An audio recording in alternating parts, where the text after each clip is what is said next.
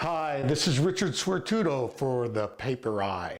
American Gothic was a painting created by the artist Grant Wood in the early 1900s, depicting a couple standing in front of a farmhouse, being quoted as, "Well, I just saw that house and I thought that these were the right people I should put in front of it." Now, the symbolism on this painting was that the pitchfork here shows the working man in the fields of the Midwest, and the flowers on the shoulder of his wife, the fact that she was the domestic that took care of the house. Now, on this particular rendition of it, American Gothic, a black and white poster from 1971, the art is by the famed artist Alfred Gescheidt, Wallace Parks, New York, YIPPY. A parody with Shirley Chisholm, and standing with her here, the irony of this is George Wallace, the racist from the early 1960s that ran for the presidency, supplementing the classic American family with the interracial coupling. The Yippies were like the action committee of the hippies. The hippies were all about peace, love, and sex, drugs, and rock and roll.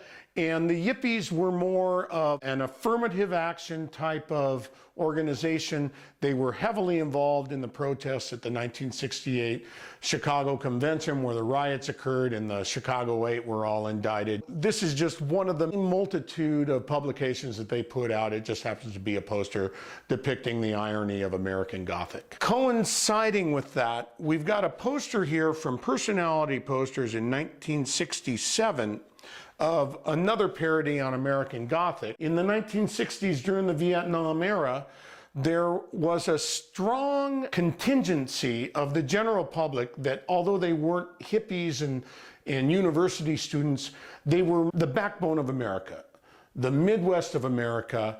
And this is the same of Grant Wood's portrait from the early 1900s, but instead you've got up the establishment, because the middle American housewives and farmers, they felt that their concerns were not being addressed by Washington.